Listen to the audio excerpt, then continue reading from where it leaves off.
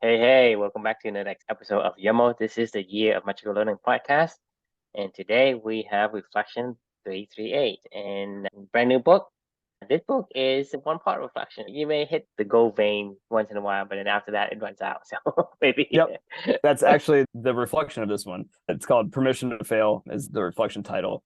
The book is The Five Dysfunctions of a Team, a Leadership Fable by Patrick Lencioni. I thought this was going to be kind of like in the Go-Giver vein or, Who Ate My Cheese or something. It's like a business fable, where you learn the lesson of teamwork and blah, blah, blah. People recommended this as one of the top 20 business books of all time to read. I was like, okay, I'll check it out, whatever. Hated it. Everything that there was to I hated every moment of this book. It was horrible. Mainly, there's a key reason why this book defines success of any group of people coming together to accomplish a goal as a clearly defined outcome. That is the goal of bringing a group of people together is we are here to accomplish this clearly defined outcome, right? Immediately from the jump, I was like, that's the sole purpose. If that's the sole purpose of a team, I fundamentally disagree.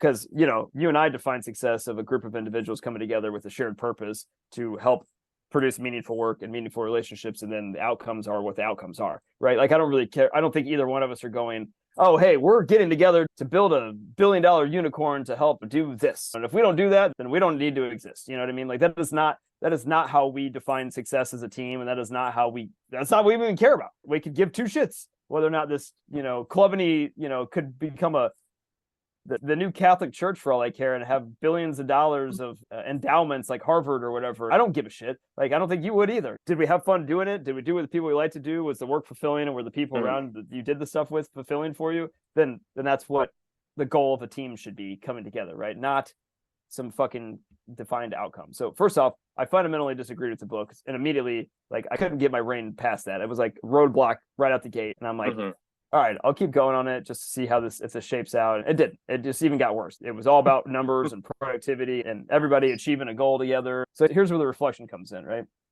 So I started writing this reflection, and it took me like an hour and a half to because we're on book 338. We were just talking about this a few books ago. This is the marathon 365. I'm on mile marker probably 24.6 at this point in time. And I'm trying to cruise in, and I'm churning through books, and I'm like, we're gonna get there. Finish this book. It's a new book, obviously. And I sit down to my computer the next morning, like I always do. And I'm getting ready to type out my thoughts on it. And I'm like, I can't get past the fact that I was like, I hated this book. It sucked. Like, I didn't learn anything from it. Like, it was like, I mean, there was, if anything, it almost tried to undo stuff that I didn't want to undo. And I'm like, and go in a different path. And I'm like, nope, this is stupid. This is dumb stuff. So I'm sitting there, I'm typing away. I'm trying to figure out, some reflection. I'm pulling shit out of my ass, and I'm just writing around. And I knew when I got done with this particular reflection, I was like, I know this was not my best work. And I was like, I know I just forced this one out of me. I didn't feel good after normally when I finish these, I feel really good. Normally I'm like, oh, that was good. I sometimes even like air high five Amelia or something, I'm walking down the stairs to go get Luca or whatever. But I knew for a fact, I was like, what am I doing writing this? This isn't even any good. So fast forward, every night we meet like you and I do, and I'm telling you this. I don't know if you remember. Do you remember this at all? Is this ringing a bell? Right. That's fine. So fast forward, after I forced something out of me into a book that I didn't even like, I come to our Yomo meeting, and we're talking about whatever book we're talking about. And I told you, I was like, I just finished this shitty book, and I just wrote this reflection. I was like, I'm not loving what I did. You basically were like, well, then what are you doing? Then don't write it. So why are you doing it? I go, what do you mean? Why am I doing it? It's like, this is Yomo. This is what I got to do. Nothing. We ended up having this long conversation, and you're like, you know what? You don't have to do it. If you don't like the book and you didn't learn anything, then that's fine. And it got me thinking, you always do a good job of checking me and keeping me back on purpose, right? Because you're like, if you didn't learn something, then don't write something you didn't learn. There's no requirements. Who made the requirements? This is when you started to get my brain thinking about like, yeah, you're right. I've just kind of put a lot of constraints on myself to be like, well, you finished a book and you got to write a reflection. And I'm like, I don't, why? Right. So right after you and I finished that conversation that day, late at night, I was like, you know what? I'm going to you have my brain thinking. I was like, I'm going to rewrite this thing. So I went back and I rewrote that reflection for the day, and I changed the title to Permission to Fail. It has nothing to do with the book at all. Right. It's just Like, it's okay. Sometimes you dig holes and they don't turn up any treasure, right? And that's okay. And sometimes it's okay to don't stop digging holes though, right? Because sometimes you hit the honey hole of Black Swan and then keep digging, right? Go back and revisit those books and do it again and again. As soon as this journey is over, I'm going back to some of my favorite books. I'm going to go reread them now, or I'm going to give myself permission to go, read the Team Arrival's 41 hours, 47 hours, whatever the hell that book was, on Audible. Because before I was terrified of it. I was like, I can't dedicate 47 hours of my time to this. Like, that'll take me a whole month. I won't be able to write. I won't be able to get, I'll be stuck at 338 for an entire month. Like, I mean, I can't do that. Like, and what if it's a shitty book? Like, and I can't even get a reflection out of it, So like, these were things that I was constraining myself on. And this was just a good reminder for myself to give myself permission to fail. Sometimes you strike out. It's okay. Keep trying to learn, keep growing, and keep doing it for the reasons why you're supposed to do it. And, it's okay to have permission to fail. Anyway, that was it. Thanks for your help. Well, you're welcome. I mean, to me, my mission is to bring balance to myself. And anyone who wants to join in the quest is always welcome to join in. But this is essentially a perfect example of what I mean when we say balance. Because when you asked me before, would you take the red pill or the blue pill? And I say, you have to take them both, because how do I know which one is what? So in order for you to know what success is, there has to be failures. And failures is success. And success is failure. It doesn't sound like it's something that is easy to understand, but it's very simple. Right? Because when you say, hey, I failed to eat the frog, is that a success? Well, in my perspective, the success, because I don't want to eat the frog in the first place, and I failed to eat the frog. Right. I have succeeded in the perspective of the things that align to your core values. So when you read a book doesn't provide you with anything beneficial, any lessons, any reflection you can get out of it. The more you force it, the more harm you would do to make it. You're going to learn the thing you shouldn't be learning. Let's say you learn about the 5 dysfunctions of a team, right? And they tell you all the wrong things to do. Right. And you doing them, it counteracts the other positive thing you have learned, like don't run for trains. Right. The not run downhill, the baby must step, all that, it counteracts that. So you do more harm than good, try and force yourself down something. It's like, hey, I'm gonna drink this poison, right? And then I'm gonna reinforce why I drank the poison. You're gonna drink the poison, and you have a bottle of poison, right? And you start drinking it, right? And they say, oh, I feel so bad, right? So you already know that this is against your core value. This is against what your being. You have to be who you are, kind of person you're being. So when you drink this poison, and you are hurting, right? So that is already a damage to this system. So imagine if I continue to take the bottle and force fed myself down to it. Right. So the thing is, it's damaging myself even more than before. And for me to recover from that damages, it takes even longer because of the amount of poison that I have been ingesting. So you think about it, if I drink the poison, I only get a little bit, right? And I stop.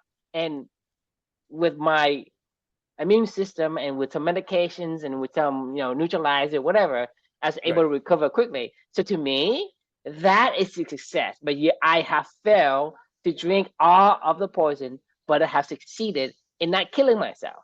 So this is what I'm saying is failure is success and success is failure, right? If imagine I drink everything, right? I have succeeded in drinking the poison, and I have failed in my other core values. So what is it that you want? You want to succeed in succeed's sake, or you want to have things that align with your core values? Because regardless of what it is, you have to live the kind of being that makes you you. And that's the only thing that matters. Like, hey, I can say, hey, I can dig a hole. And people say, well, keep going. Right? The thing is, at the same time, I don't want diamonds. Maybe I want something else. So why am I keep digging the hole? But if I were looking for a diamond, yeah, go ahead and because if you were looking at diamonds, you mind digging the holes. Because there's so many the hole digging is like my brain's stuck on that right now for a second. Somebody could go, well, Chris, if you stop digging after like 5 feet, maybe 10 feet down, there's diamonds. Maybe 100 feet down, there's some new metal that no one's ever discovered before, right? I guess that could be true, but I didn't hit anything and I just wasted a lot of time. Why keep going on something that you don't? But my point is that whatever that you want, how much value does that give you compared to the effort of digging the hole? This is what I'm going to get at. If you are so desire this diamond that nothing can deter you from the digging the hole, you will continue to dig the hole. Doesn't matter. I mean, it doesn't matter what anyone said. You're gonna do it. This is the reason why. Digging holes. Because the thing is, that's what you desire. That's who you are. You if you're a beaver, you keep building dams. I mean, it's who you are, and you need to build dams to be satisfied with yourself. If you are looking for diamonds, you will keep digging holes, because digging the holes is a part of that explorations of diamond. You will like the process. But if the moment that you don't like the process, that means that the result wasn't desirable enough for you to ignore or look at digging as a chore. So when you drink something and your body tells you, hey, I don't want this, right? That means you're creating damage, because it's not aligning with who you are as a person. Because you, as a little example, has a certain need. You say, hey, I cannot drink this, methanol, right? Methanol is poison. It's methane alcohol. It's poison. You drink, you die. Or acid, or whatever. I drink, bleach. Let's say I drink bleach, right? I will die, because that is not kosher with my body. Right. And so that's who you are as a person, has a certain little need. In the metaphysical world, we have the other need, which you're talking about, the core value, the intangible, the abstract. You have those needs, and those need to be fulfilled as well. Just like I say, you as a Chris cannot be silent for a very, very long time. You need to express your thoughts, sure. Right? And also another example of core values is your need to learn, your need to explore. And this is what carries the challenge core value to you. You see what I'm saying? Because that's what I'm saying is, you need that. And this is not something tangible, because the core values of learning, the core values of expressing oneself, like you, and the core value of challenge, it's not something tangible. It's something you manifest as a person.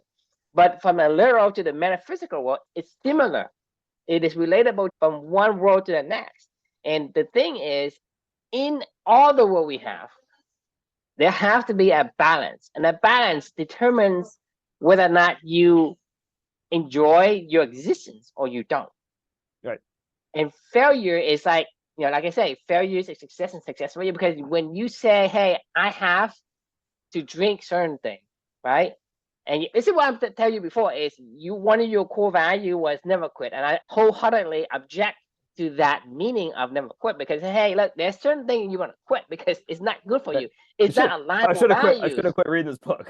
And I told you, remember, I quit reading the Let My People Go Surfing, because I told you, the more I read it, the more angry I get. It's not good for you to go dig deeper down a hole.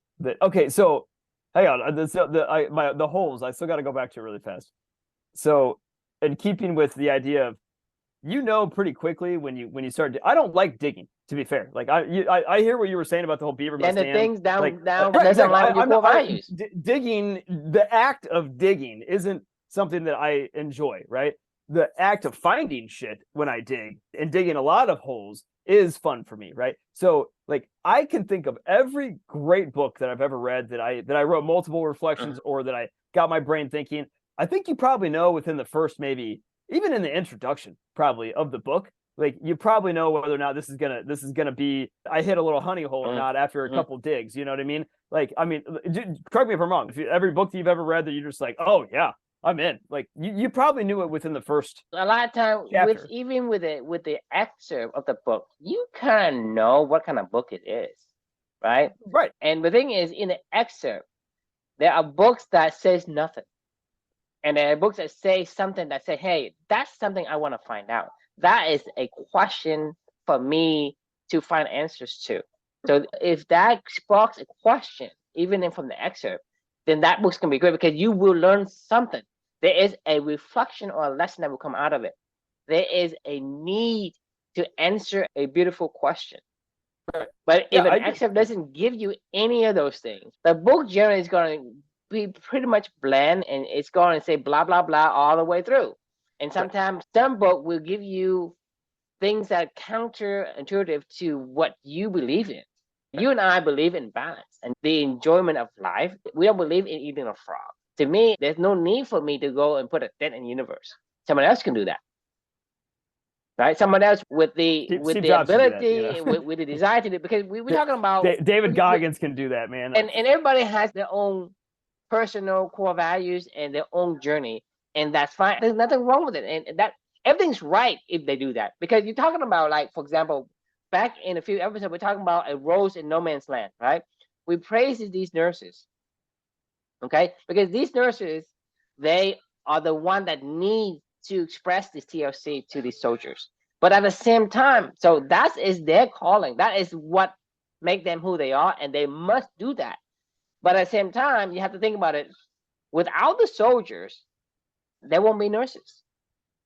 True. Right? Because the soldiers say, and no man's land. But the thing is, no man's land. Why is there no man's land? No man's land is these soldiers are being. Yeah, they're at war. Yeah. They are the infantry. You're infantry because you went into war, and why you went into war? Because you feel the need to protect the weak ones.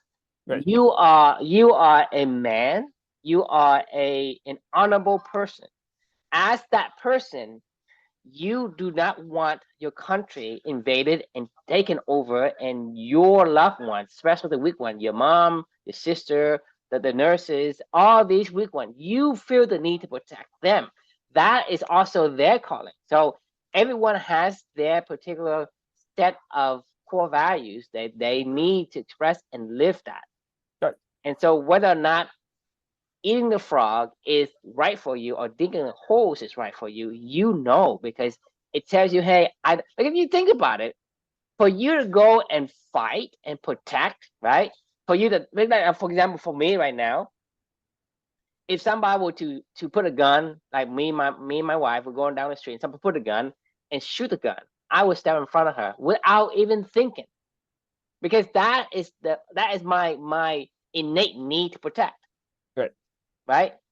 That's just a way that a person is made. It's not like you go logically and think about and weigh these values. You just do it. And so there are people who does that. But you think about in that scenario, right? There are things that to other people, to another person who isn't a man, right? You think, hey, that's eating a frog. That's hard to do. So for a soldier to go to war and fight and protect his country, protect his family, it is the same calling as a nurse needing to provide TLC to these injured soldiers. Yeah, I agree. That's so meaningful. If you dig the hole, I mean, if right? it's not, so stop digging. If it is, then you will, and then you will. The thing is, there's no need for you to dig and say, oh well, the lesson we learned is, this guy keep digging, and eventually he found diamonds, right? Well, that's one out of a million. That's fine. You can keep digging. Do you remember Love and Work, the book, The Red Threads? Right? This is like the red threads for me. If you dig a chapter or two into a book and you find something intriguing, then I'm going to keep digging, right? You find that red thread, keep pulling the thread. But if you don't find a red thread after you've been doing an activity for a month, and you're like, or, maybe give it a little more than a day, but there's you can't be too shallow. But once you've gone a little bit into an activity and you don't find that red thread, abandon ship. This thing is, we have talked about lessons in the past. We're talking about following the footprint, right? The lioness footprint. If you don't see the first one, you don't see the second. How would you say, hey, I'm going to keep wandering until I find a footprint? Same thing with the first book we read, right? The first book we read, right? What did he say for you to do? Follow your personal legend, Follow the omens, listen to the omens. You have to look at the sign. You have to. If there's no, if you're looking, there's no sign. I mean, when will it come? There's no sign. If there's no sign, I mean, it's not what you're looking for. It is something else. So there's no need. But once you have a need or a desire, a compelled desire. This is what I'm saying compelled. I mean that it is who you are. You cannot logically say, hey, I don't want it.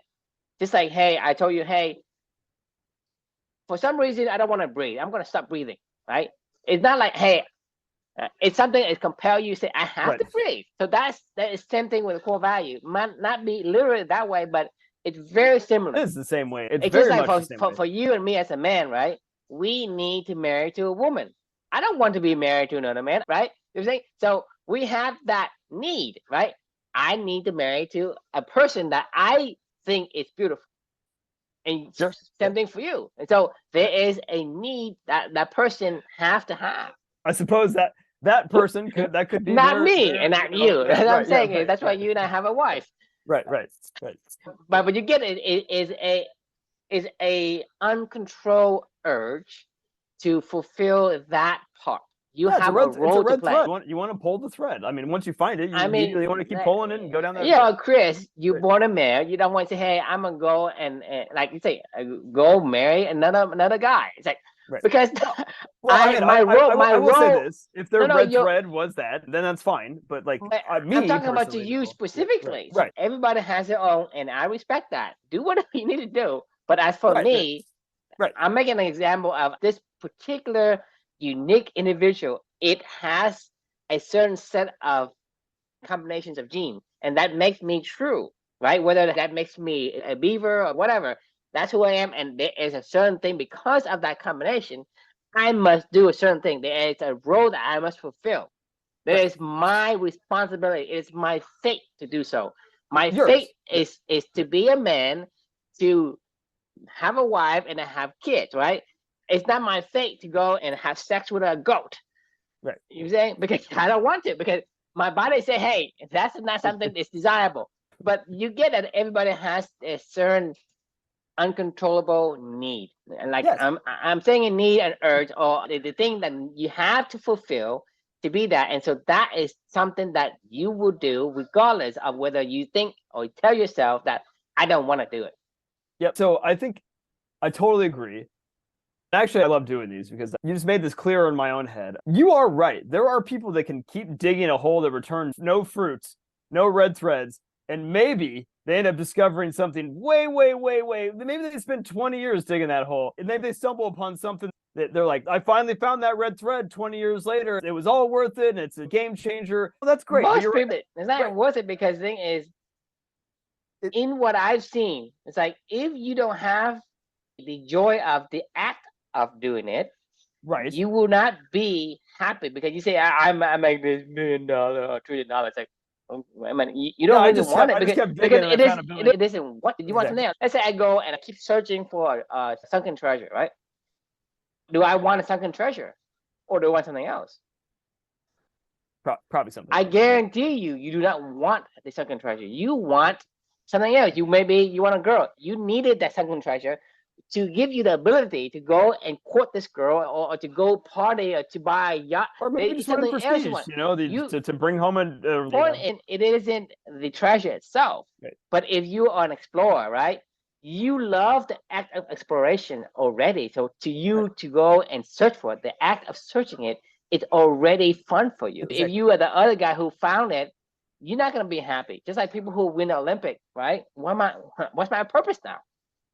Like, you are happy. They dug a hole and they found a gold medal, and then they're like, well, shit, I just spent all this time digging a hole. I didn't even like digging the hole. And all I found was this stupid little gold medal at the end of it. And it's like, who cares? The moral of the story for me is it's okay immediately to reverse ship. The faster you can do that, the better. Because remember back to Adam Grant's book, Originals, and the reflection was volume is the key. Dig a lot of fucking holes. I don't love digging, but I love digging and finding something and then going deeper and finding more of that stuff that I've already found in that hole, right? And another example I can give you is, I'm gonna give you is there's like 100 cakes on the table, right?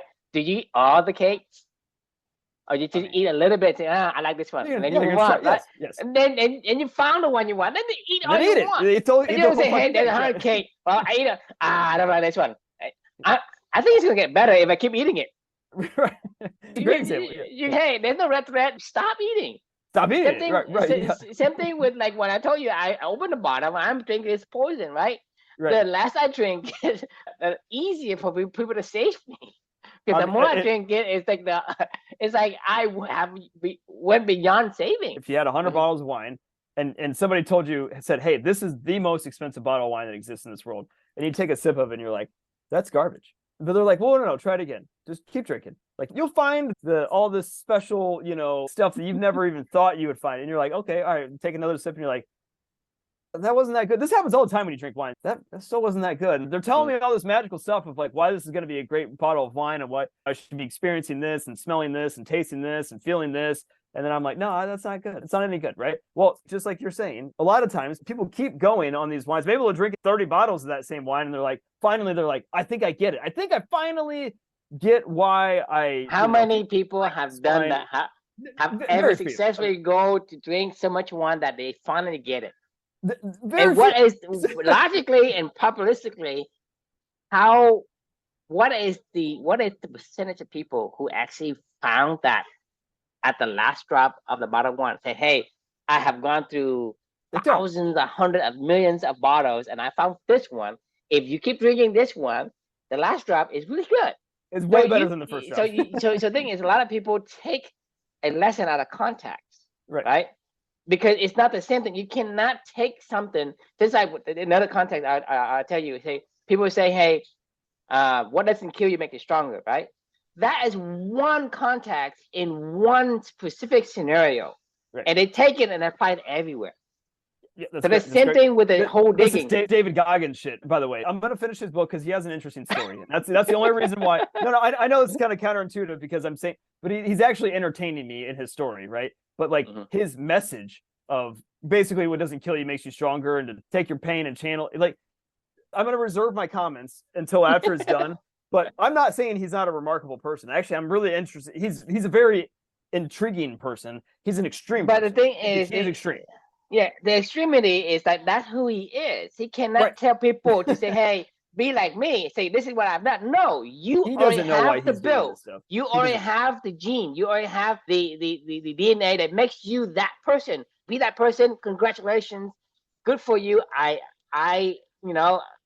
I'm happy for you. But it is wrong for you to say, "Hey, doing these things will make me this person." No, you already that person. It just accentuates and brings out in the thing that you do, right? Yeah. Okay. And you eat cake. I say, well, if you keep eating cake, eventually you're gonna love it. But the thing is, for that person, because he has a rare, allergies to the cake, he will die. So David Goggins can't go say, "Hey, do this, become like me." No, no. You are who you are because of who you are as God made you. Yeah, right. I mean, and how life has molded you too. In his particular instance, I mean, the guy's got so much trauma that he has experienced in his life. But I'm saying is, yes, I don't even know if he even knows why he's you thinking that drama is make your trauma is make who you are. No one knows if that. Maybe if you had a better childhood, you would have been better than you are today. So you can't say that drama makes who you are today. Yes, in a logical way, yes, but it's not because of drama. We don't know that. We don't know that what makes you who you are. Because I'm Michael Jordan, I'm 6'5", okay, and I say, well, I do a lot of weight every day. Even when I was like 5 years old, I do weight, right? I do a lot of weight. This is why I'm 6'5", right? This is what makes me who I am. But you and I know that when you are younger and you're growing and you do weight, it will stall your growth. So if I hadn't did the weight, I would have been 7 foot. So the thing is, how do you know whether or not that makes you who you are, or what's making you who you less than what you're supposed to be? This is why we as a company advocate that your journey is yours alone. No one can take it for. No one can travel the journey for you. Right. Only you can do it. And I can go on my own journey. You go on your own journey. This is why. Think about it. The thing is, you are an individual, and who you are is who you are. Agreed. I think trauma brings out more of who you are, and it makes you get clearer as to who you are before. To your point, there's no evidence of that. No. Because there's not a way for you to do a control. No, I know. Hang on. I'm saying I'm agreeing with you. I'm saying that you are who you are, and if anything, trauma helps to push you more toward who you are. If anything, in my personal opinion. But I'm agreeing with you because I'm not saying that it enhances who you are. I'm saying that it just points you even further to see who you be. It makes you that person. Like I say, if I would 6'5", but I'm supposed to be 7 foot, like in another parallel universe, I'm 7 foot. If I were to do weights, then I'm 6'5", right? But because I was already taught and say, well, I'm 6'5", and the average, male is like 5'10", 5'11", right? That means I'm better now because I did these, right? You are using a metric out of context. I hear what you're saying. Hey, I am this strong person. I think you're talking about trauma as in I'm talking about how it hinders. I'm talking about no one knows why you turn out that way. Yeah. And there's not a single variable that does that, and there's no way for you to prove it or to give you evidence of that, because we don't have a parallel universe.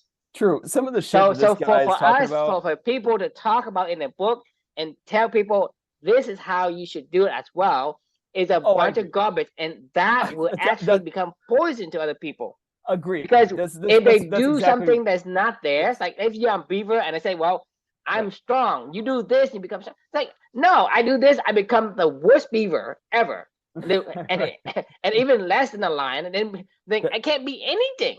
At least if I do what I do, then at least I'm being a good Beaver. That is the message that is coming across right now. I'm 3 chapters into David Goggins' book, and that is the message that is coming across, exactly what you just said, of like, you just got to stay hard, man. You just got to be hard. You just got to do what I do and just mentally push through, do the shit that you don't want to do, and like just keep going. Bullshit. No, I know this. I'm going to keep reading only because I'm actually very intrigued at extremities, right? For me, this is a red thread for me of watching people that are extreme people and trying to go, okay, what did they learn at the extremes that maybe I can take back to make myself more balanced? So for me, this is why it is pulling on a red thread. I mean, the thing is, I'm okay with extreme is not good, because I can give you a very simplistic example. Let me turn on the fucking heat. Like, let's say I fucking turn on the heat for let's say I make the sun stays on your fucking face for 24 hours. They're gonna burn your fucking face up. You need balance. This is what I'm saying is we advocate balance, because the thing is, let's imagine the sun never sets. Let's say the sun never sets. It's gonna be fucking hot. It's gonna be like 400 degrees. The reason why we need to go down, because hey, it's hot enough, we go down, and then when, let's say the sun never come up, right? You only have the moon. It's gonna be fucking cold. Right. So it has to be balanced. This is something that you give me good reason why balance isn't the thing you need to do. You're not gonna. There's no argument out of me. I mean, this is what you want extreme water. You want an extremity, right? Go drink gallons and gallons of water in 5 minutes. I dare David Goggins to drink, massive gallons of water in 5 minutes. He will die because your body can't handle it. So that's who you are. So, do you know his code word? Or not his code word, his little slogan. I didn't know this was his slogan until I was reading this book. Do you know what it is? No. It's get hard. Get hard. Get hard. Get hard. And he says it all the time. Stay hard. And I'm like, I don't know. If somebody walked up to me, man, was like, I mean, to me, that's not logical at all. It doesn't make any sense. Why would you want to? I mean, true. I don't want to go down this road right now, because we can save it for the David Goggins reflection. I mean, you think about it. Okay, let me talk to the man in the audience, okay? Let's say you drink Viagra and you constantly have Viagra all the time. Get hard. You're hard all the time, right? Okay. Have somebody tried that? Yeah, I think it's fucking painful. Yeah, right. It is. No, it is. I mean, this is like the shit. Oh my god, dude. The Dave. So the chapter I just finished was his fluctuating life all over the place. It's total ups and downs and roller coasters, and he had a horrible childhood, right? Like, so I mean, it's really sad, honestly, what his childhood was like.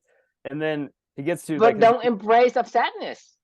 No, he's not. I mean, the only way for a person to keep go hard and stay hard, they are trying to distract themselves from the pain. If they embrace the sadness, embrace the pain, the only way for you to not have the pain is to distract yourself with another pain. And to me, that isn't doing. This is exactly what he's doing. Like, you're spot on with what you just said. It is exactly the same thing that I'm hearing as he's talking, and like there's no purpose behind his actions other than to run away from pain. It sounds like, right, and just to keep running and being. You're ignoring the pain. You need, like in the case of your dashboard turns on, and you basically like, hey, smash it. Get fucking hard. That's what he says. It's like it's on, get hard. Like so, and then it's like comes back on, stay hard. So swear to God, like listen to this extremity, right? So the guy is out of shape. He's 300 pounds or whatever. This is when he's in his young adulthood after he had a horrible childhood. And he kind of flamed out of the paramilitary school that he wanted to join for no reason other than he met this guy that was like a really incredible paramilitary guy. And he was like, I'm going to do that. And then he like got super obsessed, and then he kind of flamed out. And then he went, he actually lived in Indianapolis. Like, I didn't know this. I mean, this is fucking weird, man. Like the last two books, John Green and now David Goggins. So he's talking about how he's in Indianapolis. He's a bug exterminator, or like an exterminator for some company. And he's 300 pounds, and I forget exactly what happened, but he ended up having to go home, or he was really depressed about like a shitty day. And he comes home and he ends up seeing this SEAL training, show on like reality TV. And he's like, that's what I want to do. Like, I'm going to go be a SEAL.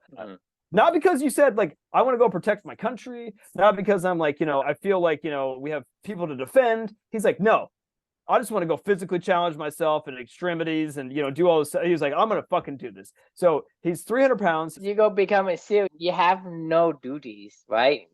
I mean, you're selfish, and being a part of the SEAL, that's not what a SEAL's supposed to be.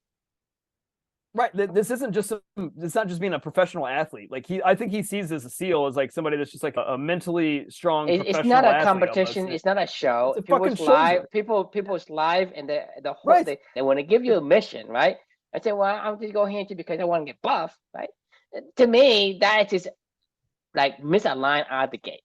So he's at the recruiter's office, and he's like, hey, I want to re-enlist, and I want to go be a Navy SEAL. And the recruiter's like, God, he went to a few of them. They passed on him. And he finally got to this one guy that was like, all right, I see your determination. You're way overweight. You need to lose 107 pounds. He had 3 months before the next SEAL training qualification period. You have to lose 107 pounds in order to qualify weight wise in the next 3 months to be able to be admitted into the training. And he was like, go for it.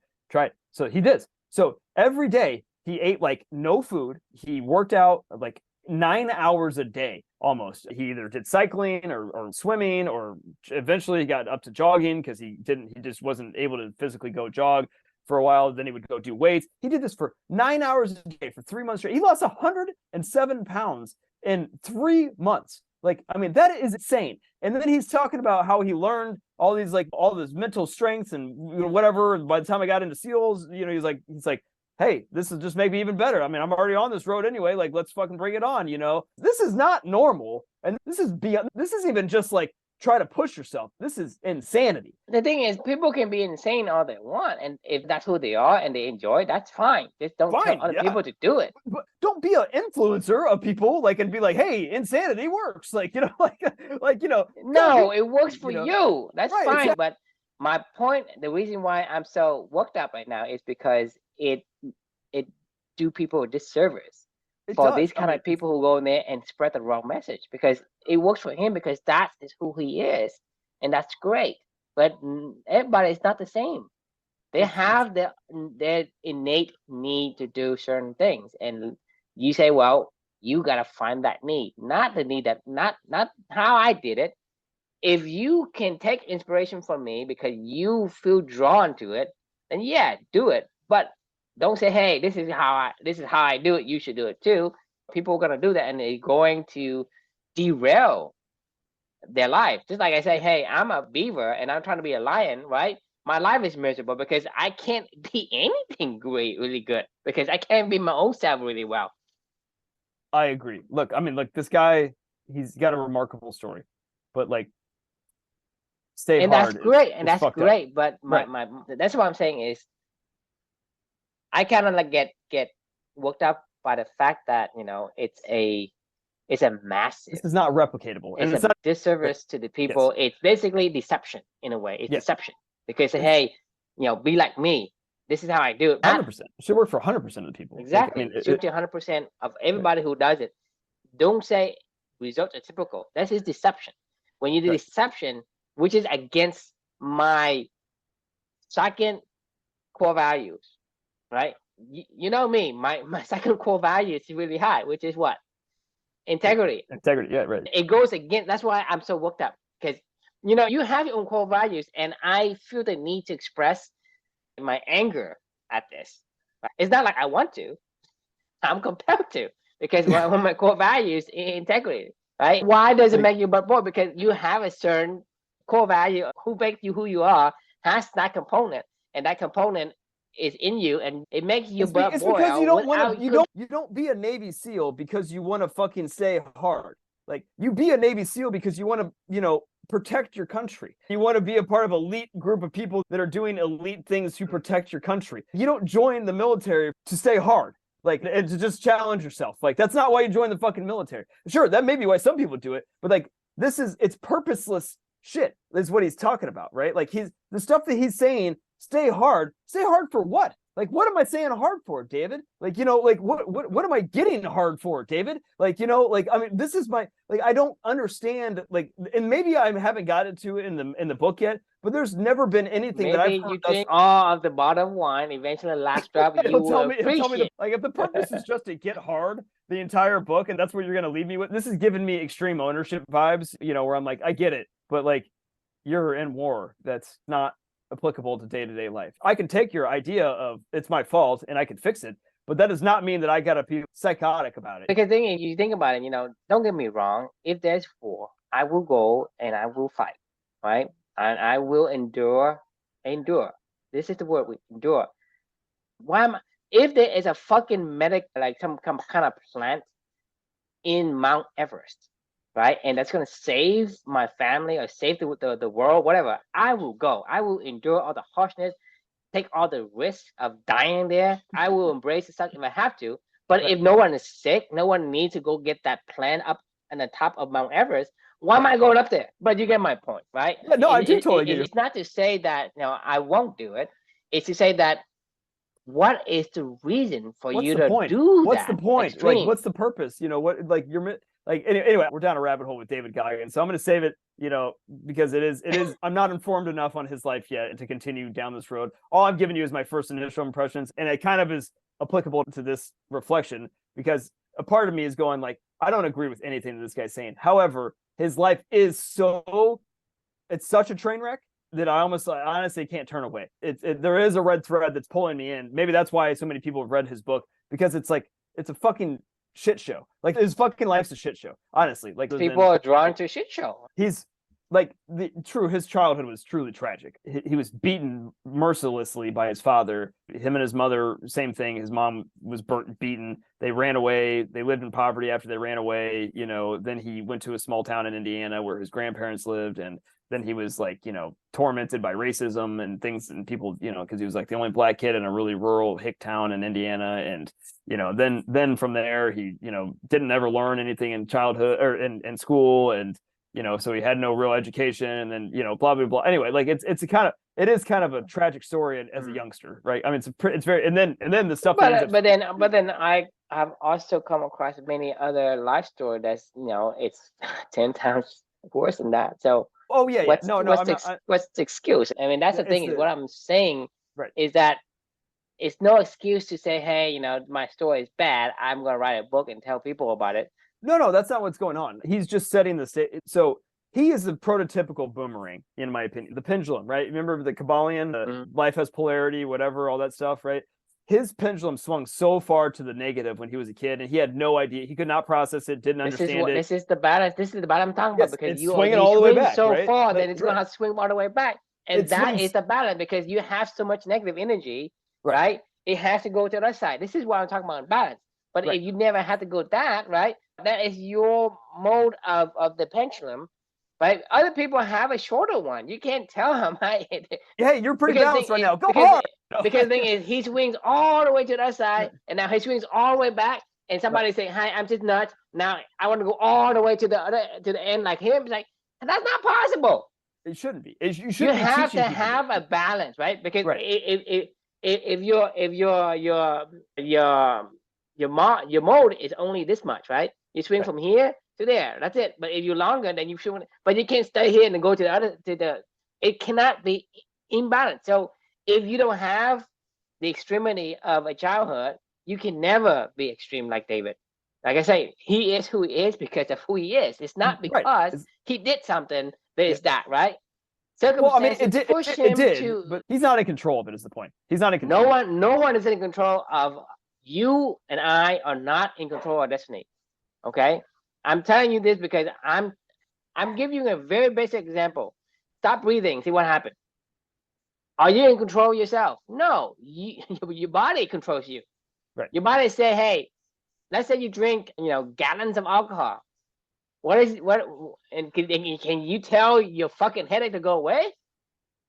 So are you in control of yourself? No. So you can't say, hey, I made this happen. No fucking shit. You did not. Circumstances I push agree. you, and you have to. It's like if somebody punches me in the face, right?